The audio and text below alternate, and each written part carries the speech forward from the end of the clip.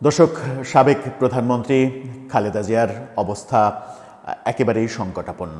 তাকে লাইফ সাপোর্টে নেওয়া হয়েছে, ভেন্টিলেশনে আছেন তিনি। এই তথ্য নিশ্চিত করা হয়েছে বিএনপির তরফ থেকে।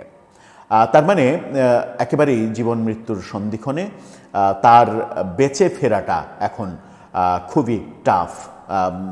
বিএনপির তরফ থেকে এটাও বলা হয়েছে যে এখন সকলের দোয়া চাওয়া ছাড়া কোনো উপায় নেই। মাত্র কয়েকদিনের ব্যবধানে তিনি ভেন্টিলেশনে চলে গেলেন, এটা কেউই হয়তো প্রত্যাশা করেনি। খালেদা জিয়ার এই অসুস্থতার, চরম অসুস্থতার ক্ষণে যখন তিনি এরকম অবস্থা যে তাকে বাঁচানো প্রায় অসম্ভব, সেরকম একটা সময়ে সব থেকে আলোচনার বিষয় হয়ে দাঁড়িয়েছে তারেক রহমান ফিরতে পারছেন কি ফিরতে পারছেন না। এটা যেমন আলোচনায় আসছে বারবার, তেমনি তারেক রহমান এখন পর্যন্ত বাংলাদেশের কোনো অঞ্চলের ভোটার হননি এবং ভোটার হওয়ার তারিখ শেষ হয়ে গেছে।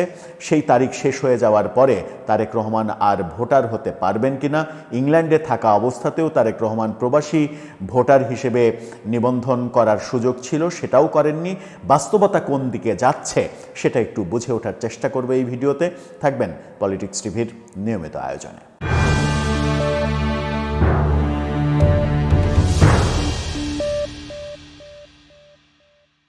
দর্শক, বলছিলাম সাবেক প্রধানমন্ত্রী বেগম খালেদা জিয়ার কথা। বেগম খালেদা জিয়া ভেন্টিলেশনে চলে গেছেন, লাইফ সাপোর্টে নেওয়া হয়েছে তাকে। অবস্থা খুবই খারাপ, স্বাভাবিক রিদম তার নেই। এরই মাঝে অনেকগুলো খবর তাকে কেন্দ্র করে তৈরি হয়েছে। সেটা হচ্ছে যে বিএনপি নেতা আজম খান তিনি ব্যাপারটা নিশ্চিত করেছেন। সেই শিরোনামটা, প্রথম আলো শিরোনামটা দেখে নিতে পারেন। সেখানে তিনি বলছেন খালেদা জিয়া খুবই ক্রিটিক্যাল কন্ডিশনে, এবং তিনি বিস্তারিত কথাতে আমি নিজে তার ইন্টারভিউটা দেখেছি। তিনি বলেছেন যে তাকে এর চাইতে বেশি বলার কিছু নেই, তাকে ভেন্টিলেশনে নেওয়া হয়েছে, এখন দোয়া করা ছাড়া কোনো উপায় নেই। বিমর্ষ অবস্থায় তিনি এই কথা বলেছেন। এই কথা তিনি যখন বলছেন তখন ডেইলি স্টার নিশ্চিত করছে, ডেইলি স্টারের শিরোনামটা দেখে নিন। তারা নিশ্চিত করছে খালেদা জিয়ার চিকিৎসায় বিদেশি মেডিকেল টিম এভার কেয়ারে পৌঁছেছে। অর্থাৎ চীনা 5 সদস্যের ডাক্তারের টিম, মেডিকেল টিম এভার কেয়ারে পৌঁছেছে। এর আগে আমেরিকা এবং ইংল্যান্ডের ডাক্তাররা এভার কেয়ারের ডাক্তারের সঙ্গে সঙ্গ দিচ্ছিলেন, তারা চিকিৎসা কাজ চালাচ্ছিলেন। এবার চীনা চিকিৎসা দল, 5 সদস্যের দল, তারা ঢাকায় পৌঁছেছে। যখন তারা ঢাকায় পৌঁছালেন ততক্ষণে খালেদা জিয়াকে ভেন্টিলেশনে নিতে বাধ্য হয়েছেন ডাক্তাররা। এই তথ্য যখন বলা হচ্ছে তখন আলোচনা হচ্ছে তারেক রহমানকে কেন্দ্র করে। তারেক রহমান কেন ফিরছেন না? বিবিসি বাংলা নিশ্চিত করেছিল যে তারেক রহমানের ফেরার পথে মূলত উইকিলিক্সের ফাঁস হওয়া যে নথি, সেই নথি অনেকটা ভূমিকা পালন করছে। 2008 সালের যে নথি, সেই নথিতে মার্কিন দূতাবাস থেকে মার্কিন দপ্তরে যে রিপোর্ট পাঠানো হয়েছিল সেখানে তারেক রহমান সম্পর্কে নেগেটিভ রিপোর্ট পাঠানো হয়েছিল, এবং সেই নেগেটিভ রিপোর্টের কারণেই আমরা সম্প্রতি দেখেছি যে ডোনাল্ড ট্রাম্পের এক ভোজ সভায় তারেক রহমান কিন্তু দাওয়াত পাওয়া সত্ত্বেও যোগদান করতে পারেননি, তার মেয়ে জাইমা রহমানকে পাঠানো হয়েছিল। ওদিকে ভারত এবং আমেরিকার যে সম্পর্ক, সেই সম্পর্কে আবার ফাটল ধরা সম্পর্কে আবার জোড়া লেগেছে, তাদের মধ্যে প্রতিরক্ষা চুক্তি হয়েছে, এবং ভারত যুক্তরাষ্ট্র এই দুই দেশের অনেক কিছুর ওপরেই নির্ভর করছে বাংলাদেশের রাজনীতি। সেই ক্ষেত্রে বিএনপি ভারতের সঙ্গে এবং আমেরিকার সঙ্গে যদি ভালো সম্পর্ক তৈরি করতে না পারে, তাহলে তারেক রহমানের দেশে ফেরা এখন পর্যন্ত নিরাপদ নয়, সেই ব্যাপারটাও ভাবা হচ্ছে। আবার অনেকে বলছেন, বিবিসির সঙ্গে সাক্ষাৎকারে রাজনৈতিক বিশ্লেষক মহিউদ্দিন আহমেদ তিনি বলেছিলেন যে 2008-এ যখন তারেক রহমান চলে যান ইংল্যান্ডে চলে যান, তখন তিনি একটা অলিখিত মুসলেকার ব্যাপার ঘটেছিল এবং খালেদা জিয়াও রাজি হয়েছিলেন যে তারেক আর রাজনীতির সঙ্গে জড়িত হবে না, সে দেশের বাইরে চলে যাবে, এরকম একটা ব্যাপার আলোচনা হয়, কানাঘুষা হয়।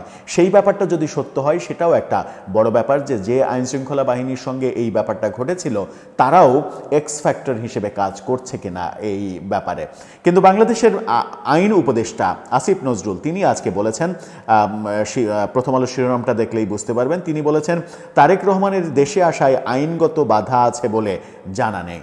অর্থাৎ তিনি বলছেন এখানে আইনগত কোনো বাধা নেই, থাকলেও তিনি জানেন না। এবং তিনি এটাও বলেছেন তারেক রহমানের দেশে ফেরার ব্যাপারে যে কোনো আইনি সহায়তা দিতে সরকার প্রস্তুত, তারা যেভাবে চাইবে সেভাবেই সহায়তা দেয়া হবে। কিন্তু অনেকেই মনে করছেন তারেক রহমানের দেশে ফেরাটা আদত দেশের আইনের উপরে কিংবা দেশের আইন মন্ত্রণালয়ের উপরে নির্ভর করছে না, এটা অনেকটাই বাইরের কোনো শক্তির উপরে নির্ভর করছে। এই ব্যাপারটা যখন দেখছি তখন আরেকটা শঙ্কা যে তারেক রহমান এখন পর্যন্ত ভোটার হননি। সেই ক্ষেত্রে ইসি সচিব আজকে বলেছেন, সেই শিরোনামটা দেখে নিন, সেখানে বলা হয়েছে যে তারেক রহমান এখনও ভোটার হননি, তবে সুযোগ আছে। ইসি সচিব সুযোগ কিভাবে আছে? 31শে অক্টোবর ভোটার হওয়ার তারিখ কিন্তু শেষ হয়ে গেছে, তারপরে বাংলাদেশের থেকে আর ভোটার হওয়ার কারো সুযোগ নেই। কিন্তু ইসি সচিব বলেছেন যে বিশেষ বিবেচনায় ভোটার হওয়ার সুযোগ সবসময়ই থাকে, ভোটের আগ পর্যন্ত থাকে।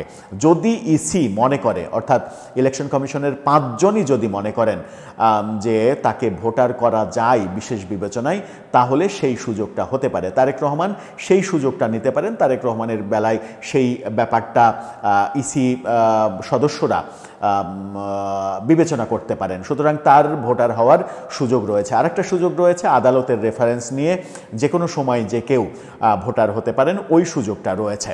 সুতরাং তারেক রহমান ভোটার না, এই ব্যাপারটা খুব একটা মানে জটিলতা সৃষ্টি করবে না। যে কোনো সময় তিনি দেশে আসলে ভোটের আগে তিনি ভোটার হয়ে যেতে পারবেন এবং ভোটে তফসিলের পরপর তিনি যদি আসেন তাহলে তার নির্বাচন করার ক্ষেত্রেও কোনো প্রতিবন্ধকতা তৈরি হবে না। দেশে থেকে আইন মন্ত্রণালয়, নির্বাচন কমিশন নানা রকমের পজিটিভ সিগন্যাল দিচ্ছে বটে, কিন্তু তারেক রহমানের ফেরাটা যখন আজকে এই খবর এসেছে বেগম খালেদা জিয়া ভেন্টিলেশনে লাইফ সাপোর্টে চলে গেছেন, ঠিক এই মুহূর্তে তারেক রহমান যদি আজকেই কিংবা কালকেই ইংল্যান্ড থেকে উড়াল না দেন, তাহলে হয়তো একেবারে মানে শেষ বিদায়ের আগে মায়ের সঙ্গে সাক্ষাতের ব্যাপারটা তার নাও হতে পারে। একটা হৃদয় বিদারক ব্যাপার আসলে, মানে এটা একজন সন্তানের জন্য খুবই কষ্টের ব্যাপার যে মায়ের শেষ সময়ে তিনি মায়ের পাশে থাকতে পারবেন কি পারবেন না সেটা নিয়ে জটিলতা সৃষ্টি হয়েছে। দর্শক, আপনার কি মনে হয় শেষ পর্যন্ত তারেক রহমান কি মায়ের শেষ সময়ে ফিরবেন, নাকি এখনও অপেক্ষায় থাকবেন যে বেগম খালেদা জিয়ার শারীরিক অবস্থা এমন পর্যায়ে যাবে যে এয়ার অ্যাম্বুলেন্সে করে তাকে ইংল্যান্ডে নেওয়া যাবে এবং ইংল্যান্ডে শেষ সময়টা অন্তত মায়ের পাশে তিনি থাকতে পারবেন?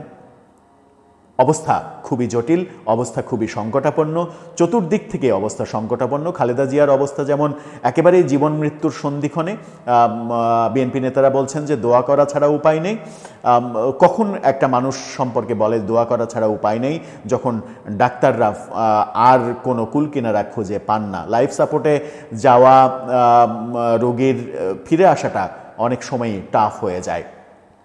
সেরকম মুহূর্তে আপনার কি মনে হয় তারেক রহমান ফিরতে পারবেন, মায়ের শেষ সময়টাতে পাশে থাকতে পারবেন, নাকি আমরা মানে এরকম একটা হৃদয় বিদারক দৃশ্য দেখব যে তারেক রহমান দেশের বাইরেই থাকলেন? আপনার মতামত জানিয়ে লিখতে পারেন আমাদের কমেন্ট বক্সে।